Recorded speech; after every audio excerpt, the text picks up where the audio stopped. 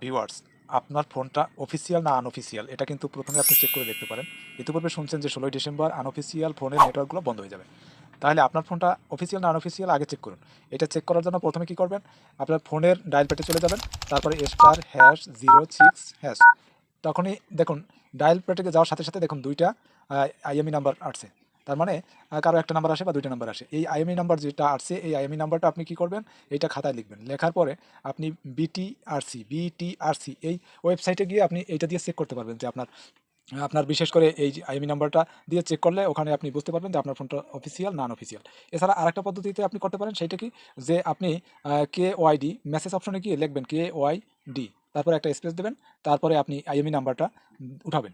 IME number ২ টা থাকলে ২ টোই উঠাবেন। উঠানোর পরে তারপরে আপনি 106